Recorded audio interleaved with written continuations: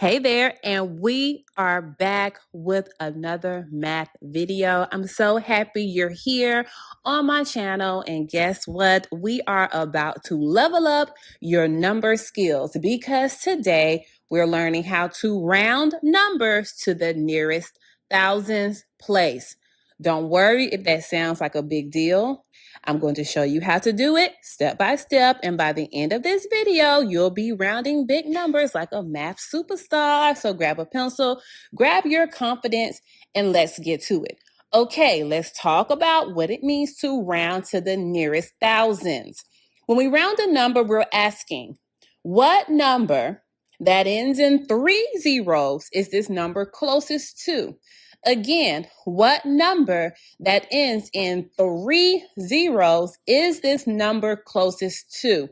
Here's our simple 3-step plan. Step 1, find the hundredths place. We're rounding to the nearest thousand, so we peek at the digit in the hundredths place to help us decide. Step 2, use our rounding rule. Here's a rhyme to help you remember. 5 or more, raise the score. 4 or less, let it rest. That just means if the hundredths digit is 5, 6, 7, 8, or 9, we round up. If it's 0, 1, 2, 3, or 4, we round down. Step 3, change the hundreds, tens, and ones place to 0. That's how we keep the number nice and clean, just the nearest thousands place. All right, let's try it together. Example 1. Let's round 3,642 to the nearest thousands. Step 1. Look at the hundredths place. It's 6. Step 2. 6 is in the round up group. Step 3. We round up to 4,000. Great job. Example 2. Round 7,203 to the nearest thousands. Step 1, the hundredths digit is 2. Step 2, that means we round down.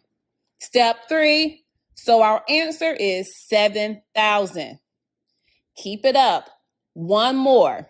Let's round 5,500. So, what's in the hundredths place? Yes, it's a 5, which means we round up. Final answer, 6,000. I know big numbers can feel a little tricky sometimes, but once you know where to look, it gets so much easier. Just remember, look at the hundredths place.